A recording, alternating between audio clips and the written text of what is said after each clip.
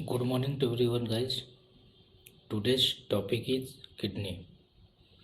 In the previous video, I will discuss about parts of kidney and parts of nephron. So in this video, I will describe the parts of nephrons and explain it.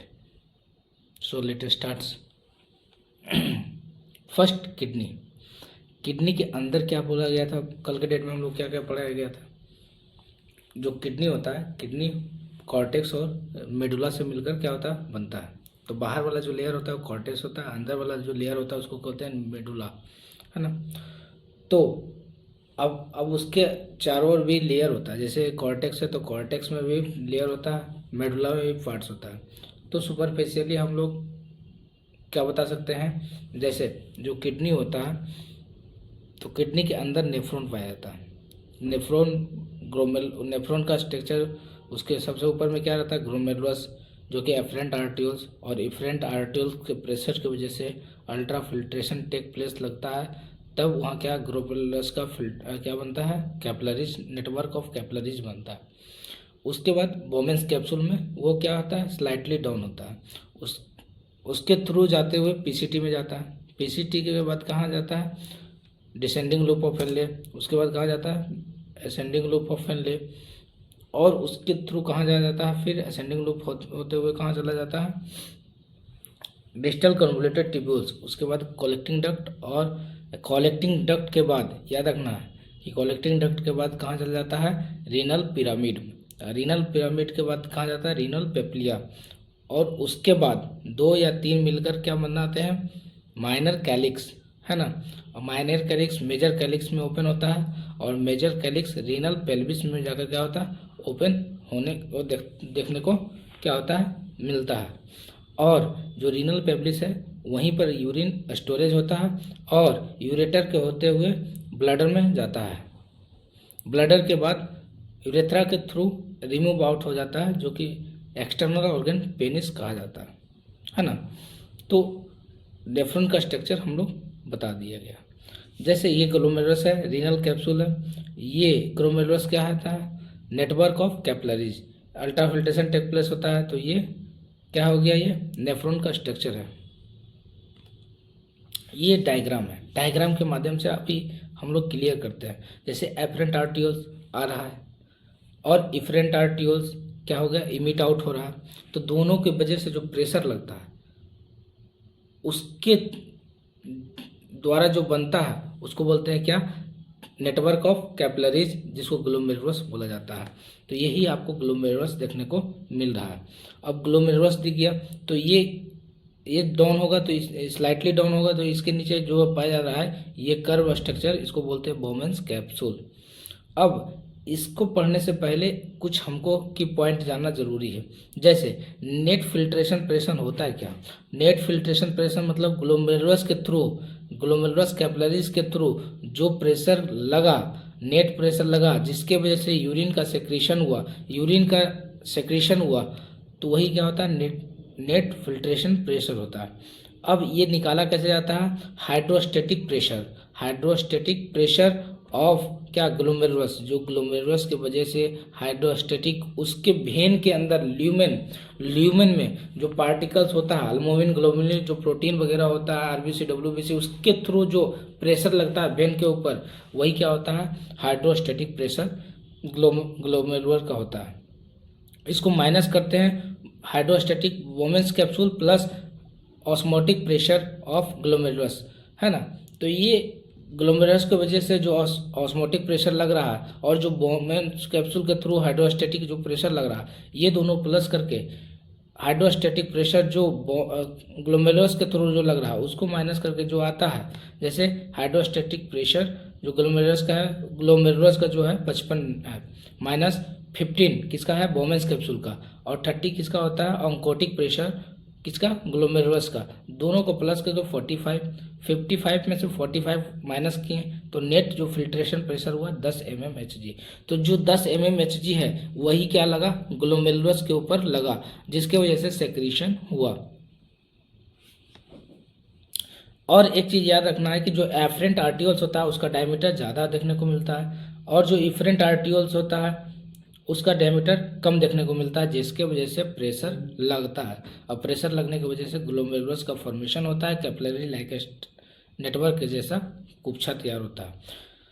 और एक चीज़ और याद रखना है कि कौन कौन सा सबस्टांस है, कौन सा है ना सबस्टांस जो है वो फिल्टर आउट होता है, और कौन सा सबस्टांस जो कि फिल्टर आउट नहीं होता।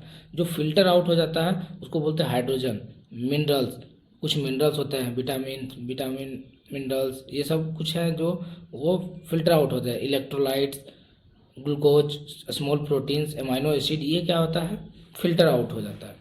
और कौन ऐसा जो चीज़ है, जो सबस्टांस है जो कि फिल्टर आउट नहीं होता, जो कि बॉडी के लिए रिक्वायरमेंट्स है। अब बॉडी के लिए रिक्वायरमेंट्स है, अगर उसको एक्सक्रीट आउट कर देता है तो बॉडी में डिफिशियंसी हो जाएगा। अगर बॉडी में डिफिशियंसी हो गया तो फिर सिम्टम दिखना स्टार्ट हो जाएगा, है ना।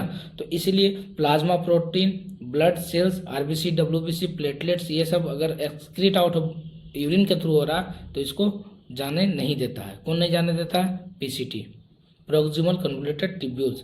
और सम ड्रग्स, कुछ ऐसे ड्रग्स हैं जैसे एस्प्रिन और पेनिसिलिन, इसका जो मॉलिक्यूल्स होते हैं वो लार्ज देखने को मिलता है, 70 से 100 नैनोमीटर से बड़ा देखने को मिलता है, जिसके वजह से ये फिल्टर आउट नहीं होता है, ये अनफिल्ट्रेट में चला जाता है।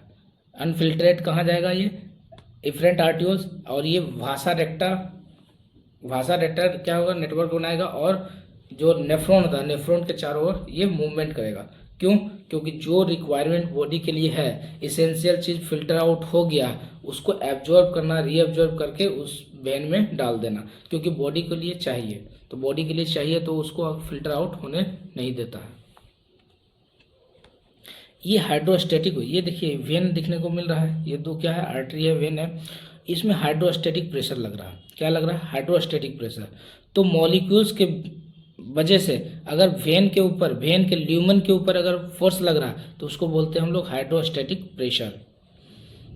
जैसे एक होता है ऑन्कोटिक प्रेशर, तो ऑन्कोटिक प्रेशर क्या होता है, इसके वजह से जो वेन के ल्यूमन के वजह से मॉलिक्यूल्स के ऊपर अगर लगता है, तो आप मॉलिक्यूल्स के अपोजिट डायरेक्शन में अगर लग रहा है तो उसको क्या बोलते हैं, ऑन्कोटिक प्रेशर।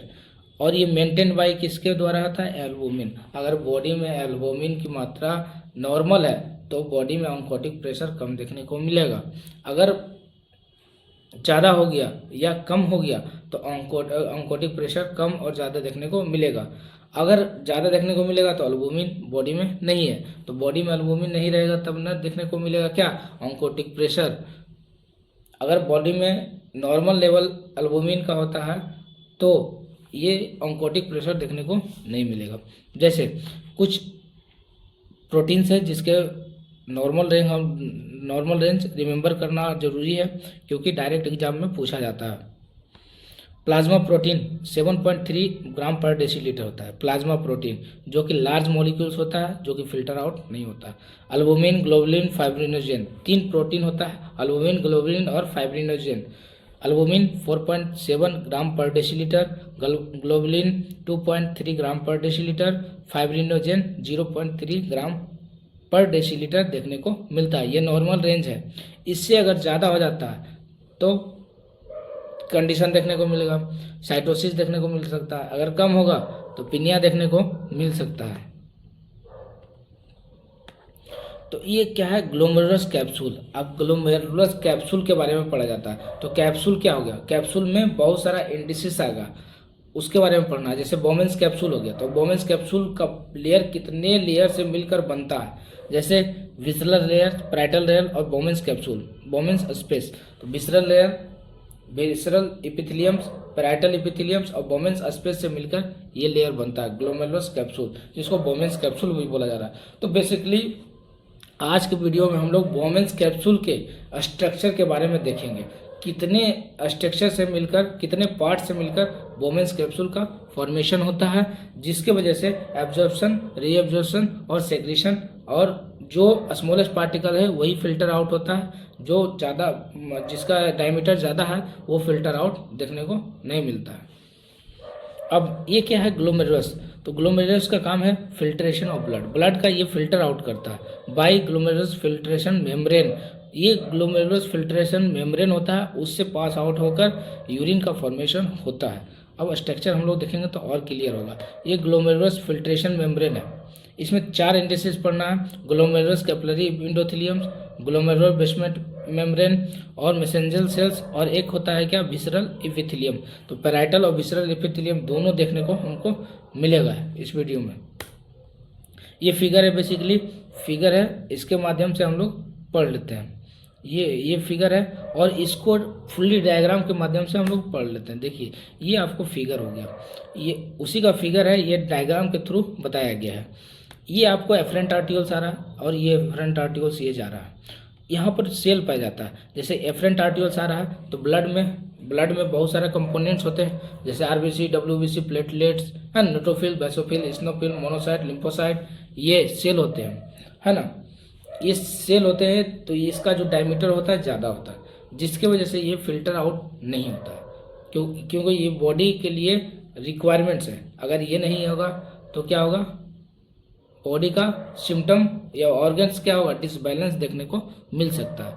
क्योंकि जो आरबीसी होता है, हेमोग्लोबिन को क्या करता है, जो ऑक्सीजन है, ऑक्सीजन का काम क्या है, हेमोग्लोबिन का काम क्या है, ऑक्सीजन को बाइंड करना। अब बॉडी में हेमोग्लोबिन रहेगा ही नहीं तो ऑक्सीजन को बाइंड कैसे करेगा, अब बाइंड नहीं करेगा तो टिश्यू के पास प्रोवाइड नहीं हो पाएगा, जिसके वजह से उसका मेटाबॉलिक फंक्शन डिसरेगुलर हो देखने को मिल सकता है, डिसबैलेंस भी देखने को मिल सकता है। जैसे यहाँ पर यह है मैसेंजर सेल्स, यहाँ क्या है, मैसेंजर सेल। अब मैसेंजर सेल का काम क्या होता है ये देखना कि ये फाइगोसाइटिक इन नेचर होता है, मतलब जो लार्ज मॉलिक्यूल्स होते हैं उसको इनगल्फ कर लेते हैं। जो फॉरेन पार्टिकल्स आ रहा है जो बॉडी के लिए टॉक्सिसिटी बढ़ाता है वो भी क्या करते हैं, ये इनगल्फ कर लेता है। और जो लार्ज मॉलिक्यूल्स होता है जो बॉडी के लिए रिक्वायरमेंट नहीं होता है तो उसको छोटा में कन्वर्ट कर देता है ताकि फिल्टर आउट हो जाए। इसका लेयर होता है glomerulus capillary endothelium, first layer होता है। फिर एंडोथेलियल सेल्स होता है, यहाँ देखिए ये आपको एंडोथेलियल सेल्स है। तो एंडोथेलियल सेल से ये क्या बनता है, ग्लोमेरुलस बेसमेंट मेम्ब्रेन देखने को मिलता है। और ये जो लार्ज आपको दिख रहा है ये क्या है, सेल है, जिसको बोलते हैं एंडोथेलियल सेल। क्या बोला जा रहा है, एंडोथेलियल सेल। ये गोल गोल आपको दिख रहा है जो, इसको बोलते हैं एंडोथेलियल सेल्स, जिससे ग्लोमेरुलस कैपिलरी एंडोथेलियम बना है। और इसके बीच में एक स्पेस देखने को मिल रहा है, ये खाली स्पेस जो दिखने को मिल रहा है इसको बोलते हैं फेनेस्ट्रेट। क्या बोलते हैं, फेनेस्ट्रेट, जो कि 70 से 100 नैनोमीटर का देखने को मिलता है। तो जिसका रेडियस डायमीटर 70 से 100 नैनोमीटर का होगा वो फिल्टर आउट हो जाएगा। अगर इससे बड़ा देखने को मिल रहा है, उसका डायमीटर अगर बड़ा है तो वो फिल्टर आउट नहीं होगा। तो अभी हम बता दिया गया है कि इलेक्ट्रोलाइट, वाटर, है ना, और क्या, विटामिन, मिनरल्स, ये सब फिल्टर आउट हो जाते हैं। अमाइनो एसिड, स्मॉल प्रोटीन्स, ये फिल्टर आउट हो जाते हैं। जो फिल्टर आउट नहीं होता है अल्बुमिन, ग्लोबुलिन, फाइब्रिनोजन, ये जो प्रोटीन है, प्लाज्मा प्रोटीन, ये फिल्टर आउट नहीं होता। क्यों, क्योंकि इसका रेडियस ज़्यादा होता है। अब उसके नीचे एक पढ़ा जाता है विस्लर एपिथेलियम। क्या है, विस्लर एपिथेलियम। ये देखिए विस्लर एपिथेलियम पाया जा रहा है ये, और इसके बीच में जो पाया जाता है इसको बोलते हैं फिल्ट्रेशन सिल्ट। यहीं से फिल्टर आउट होता है। जो यहाँ से फिल्टर आउट होकर आया ये मेम्ब्रेन से अंदर गया, मेम्ब्रेन से क्या गया, बाहर आया, और यहाँ से फिल्टर आउट हो गया, फिल्ट्रेशन सिल्ट। और ये बोमेन्स स्पेस है, यहीं पर यूरिन आकर स्टोर होता है। और सबसे लास्ट का जो सेल होता है, जो लास्ट का जो लेयर होता है उसको बोलते हैं पैराइटल एपिथेलियम। तो फर्स्ट जो लेयर होता है ग्लोमेरुलस कैपिलरी एंडोथेलियम, उसके नीचे जो गोल गोल जो स्ट्रक्चर बना हुआ है उसको बोलते हैं एंडोथेलियल सेल से बनता है। उसके नीचे जो आपको ये दिख रहा है, ये कलर का आपको दिख रहा है, ये वायलेट कलर का जो दिख रहा है ये ग्लोमेरुलस बेसमेंट मेम्ब्रेन है। और उसके नीचे जो सेल देखने को मिल रहा है उसको बोलते हैं क्या, विस्लर एपिथेलियम। और उसके बीच में जो स्पेस दिख रहा है उसको फिल्ट्रेशन सिल्ट। और ये जो पूरा जो स्पेस दिख रहा है इसी में यूरिन आके स्टोर होगा, जिसको बोलते हैं बोमेन्स स्पेस। और जो नीचे लेयर देखने को मिल रहा है, जो सेल देखने को मिल रहा है, इसको बोलते हैं पैराइटल एपिथेलियम। एपिथेलियम का एक लेयर रहता है, वही जाके कैरी ऑन कहाँ चल जाता है, पीसीटी में। अब हर एक पॉइंट के हर एक पार्ट्स के बारे में डिस्क्राइब करेंगे। जैसे ग्लोमेरुलस कैपिलरी एंडोथेलियम है तो has fenestrated pore like 70 to 100 nanometer. तो यहाँ फेनेस्ट्रेटेड पोर्स पाया जाता है जो कि 70 से 100 नैनोमीटर का देखने को मिलता है। इसी का काम है अलाउ पार्टिकल्स का अलाउ करने का फिल्ट्रेशन एक्सेप्ट जो बड़ा बड़ा क्या है जिसका रेडियस ज़्यादा है, ब्लड सेल्स, प्लाज्मा प्रोटीन्स है ना, और सम ड्रग्स एस्पिरिन और पेनिसिलिन, ये लार्ज मॉलिक्यूल्स होते हैं, ये फिल्टर आउट नहीं होंगे।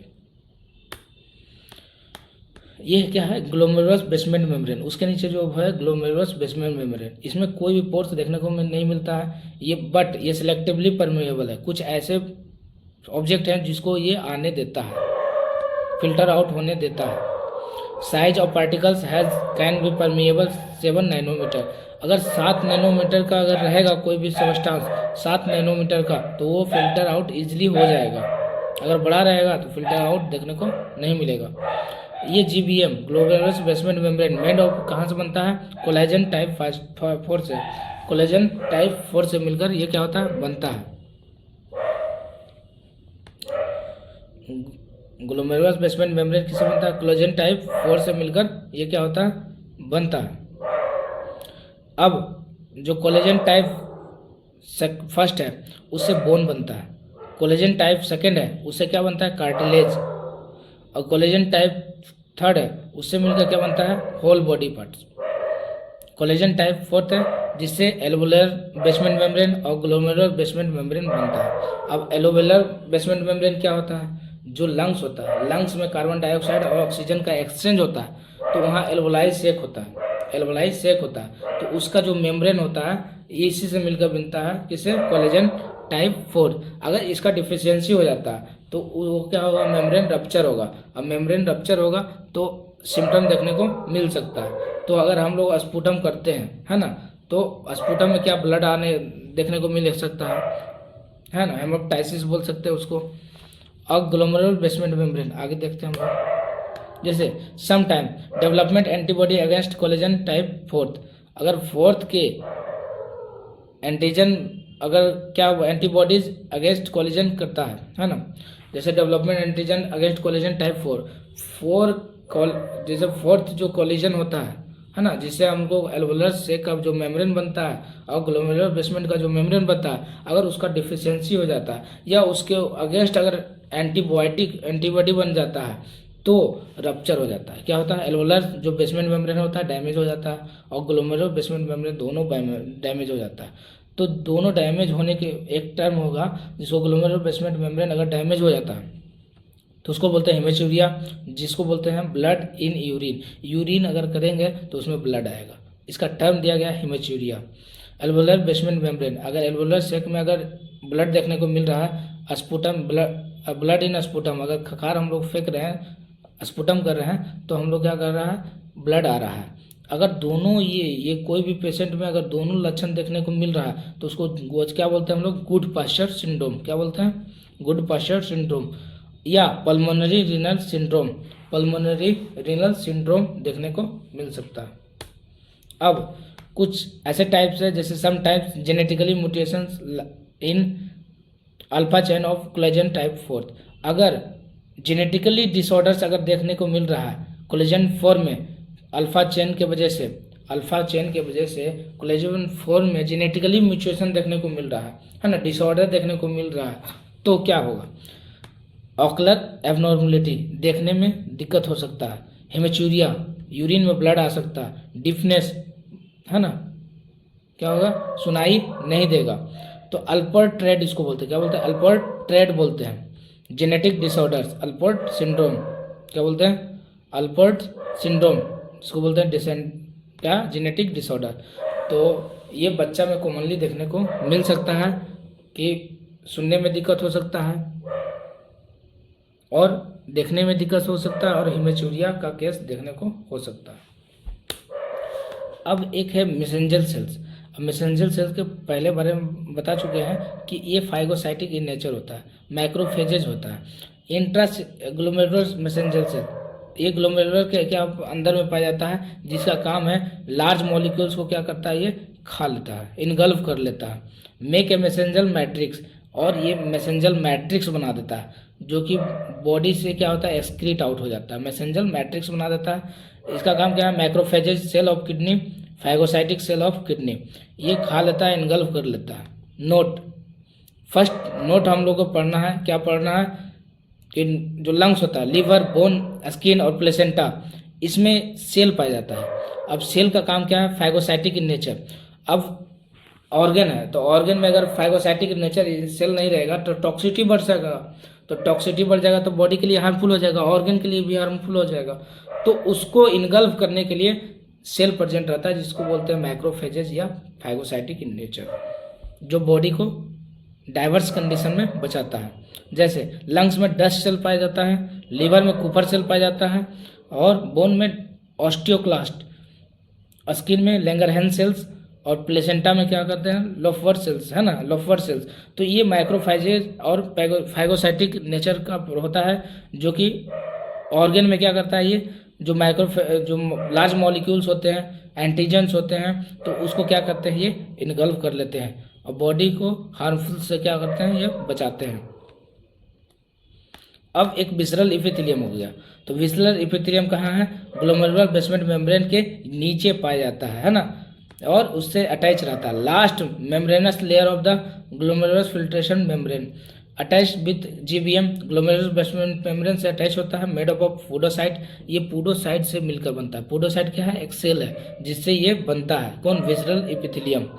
एपिथेलियम सेल प्लस क्या है, पेडिकल्स, दोनों को मिलाकर पोडोसाइट बोलते हैं हम लोग, सेल बनता है। और ये देखिए, ये सेल का स्ट्रक्चर है, ये यहाँ पर क्या है, फिल्ट्रेशन सेल देखने को मिलता है पीसीटी में, पोडोसाइट जिसको बोलते हैं, है ना। अब थोड़ा सा पढ़ लेते हैं, क्या जो पोडोसाइट है मेड अप ऑफ किससे बनता है, सेलिंगोग्लाइकोप्रोटीन है, सेलिंगोग्लाइकोप्रोटीन से मिलकर बनता है, या सिलिक एसिड से मिलकर बनता है, जो कि निगेटिव होता है। और ये प्रिवेंट करता है प्लाज्मा प्रोटीन को, है ना। पोडोसाइट का काम है क्या है, सेलिगोग्लाइकोप्रोटीन है, ग्लाइकोप्रोटीन और सिलिक एसिड से मिलकर बनता है, जिसका काम है जो प्लाज्मा प्रोटीन हो गया, बॉडी के लिए जो क्या है, बॉडी के लिए जो चाहिए रिक्वायरमेंट्स है, अगर वो फिल्टर आउट हो रहा तो उसका काम क्या है, पोडोसाइट का काम क्या है, उसको ट्रैप आउट करके उसको वेन में इंसर्ट कर देना, है ना। Some time patient loss in podocyte, अगर वैसा पेशेंट जिसको पोडोसाइट का डिफिशियंसी हो गया तो उस केस में क्या देखने को मिलता है, अल्बोनुरिया, मतलब यूरिन में अल्बुमिन आ रहा है, यूरिन में क्या आ रहा है, अल्बुमिन देखने को मिल रहा है, तो इसको बोलते हैं हम लोग पोडोसाइट। अब रीनल टिब्यूल्स, अब रीनल टिब्यूल्स में क्या क्या देखने को मिल रहा है, PCT, proximal convoluted tubules, LOH, loop of Henle, और क्या डीसीटी, डिस्टल कन्वोल्यूटेड टिब्यूल्स, और सीडी, कलेक्टिंग डक्ट देखने को मिल रहा है। तो ये रीनल टिब्यूल्स है, टिब्यूल्स में चला गया।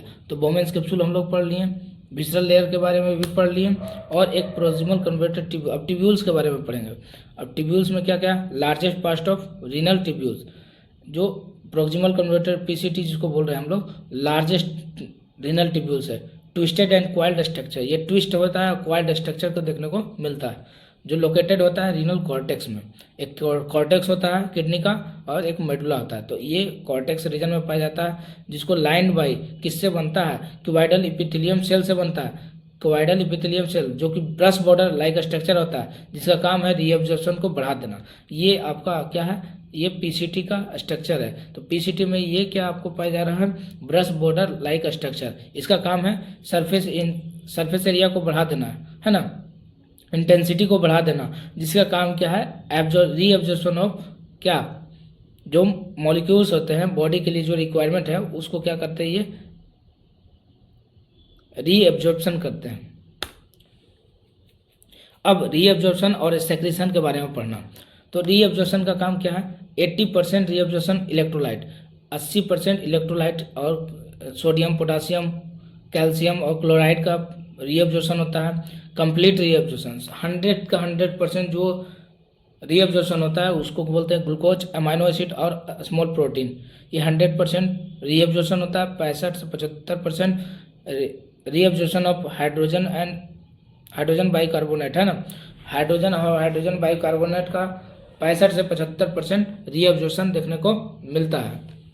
अब ये सेक्रीशन है, एब्जॉर्प्शन, रीएब्जॉर्प्शन और सेक्रीशन अब पढ़ रहे हैं। सेक्रीशन, सेक्रीट क्या कर रहा है, एसीए, एंजियोटेंसिन कन्वर्टिंग एंजाइम, है ना, एंजियोटेंसिन कन्वर्टिंग एंजाइम का इसका क्या फार्मूला होता है। तो ये एंजियोटेंसिन जो फर्स्ट है वो एसीई के प्रेजेंस में, एंजियोटेंसिन कन्वर्टिंग एंजाइम के प्रेजेंस में एंजियोटेंसिन सेकेंड बनाता है ना। ये क्या है, मेटाबॉलिक स्ट्रक्चर है। एंजियोटेंसिन फर्स्ट एसीए प्रेजेंट में, एंजाइम्स के प्रेजेंट में एंजियोटेंसिन सेकेंड बनाता है, जो कि सेक्रेट क्या करता है, हाइड्रोजन आयंस। अब हाइड्रोजन आयंस का काम क्या है, एसिडिटी को मेंटेन करके रखना, एसिडिटी को बढ़ा देना, है ना, इसका काम है। यूरिन, इसीलिए यूरिन क्या होता है, एसिडिक इन नेचर होता है। तो हाइड्रोजन आयंस के वजह से ही क्या होता है, एसिडिटी देखने को मिलता है, यूरिन। अब loop of Henle, loop of Henle में दो पाया जाता है, असेंडिंग लूप ऑफ हेनले और डिसेंडिंग लूप ऑफ हेनले। ये यू लाइक का स्ट्रक्चर होता है, यू शेप का स्ट्रक्चर होता है, और हेयर पिन स्ट्रक्चर देखने को मिलता है। लोकेशन क्या होता है, रीनल मेडुला, ये रीनल मेडुला में पाया जाता है। Present between PCT and DCT, proximal convoluted tubules और डिस्टल कन्वोल्यूटेड ट्यूब्यूल्स के बीच में ये देखने को मिलता है। ये स्ट्रक्चर आपका डिसेंडिंग लूप ऑफ हेनले और ये असेंडिंग लूप ऑफ हेनले। अब डिसेंडिंग लूप ऑफ हेनले क्या है, परमेबल हाइड्रोजन। यहाँ जो डिसेंडिंग लूप ऑफ हेनले है, यहाँ हाइड्रोजन का रीअब्जॉर्प्शन होता है, बट इलेक्ट्रोलाइट्स का रीअब्जॉर्प्शन नहीं होता। और असेंडिंग जो लूप ऑफ हेनले है, वहाँ पर इलेक्ट्रोलाइट का रीअब्जॉर्प्शन होगा और हाइड्रोजन का रीअब्जॉर्प्शन नहीं देखने को मिलता है। अब लैक्सिस डायरेटिक जो है, लैक्सिस जो डायरेटिक है, ये डीसीटी पर आकर एक्ट करता है, जिसकी वजह से सोडियम, पोटासियम और क्लोराइड का क्या होता है, रीअब्जॉर्प्शन देखने को नहीं मिलता है। तो ये इसको क्या करता है, ब्लॉक कर देता है। ये क्या है, मेडिसिन है